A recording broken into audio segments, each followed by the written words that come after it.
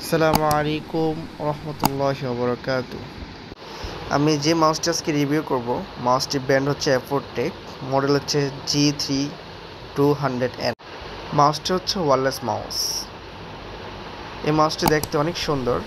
MRP দেওয়া আছে 899, কিন্তু এটা নিবে হচ্ছে 700 বা 750 টাকা। চলেন প্যাকেটটি আনবক্স করে দেখা যাক মাউসটা কেমন।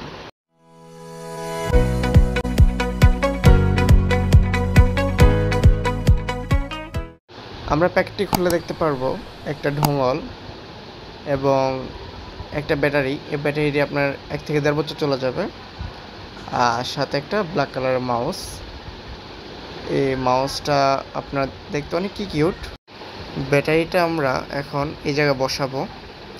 ব্যাটারিটা এখানে বসায় দিবেন, তারপর আস্তে করে ঢাকনাটা লাগিয়ে দিবেন।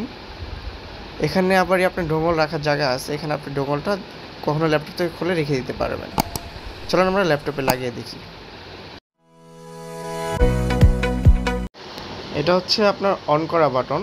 এটা আপনার উপরে প্রেস করে দেবেন, অন হয়ে যাবে, নাহলে কিন্তু আপনি ইউজ করতে পারবেন না। আর এটা হচ্ছে অফ করা বাটন নিচে। মাউসটা কিন্তু খুবই স্মুথলি কাজ করে।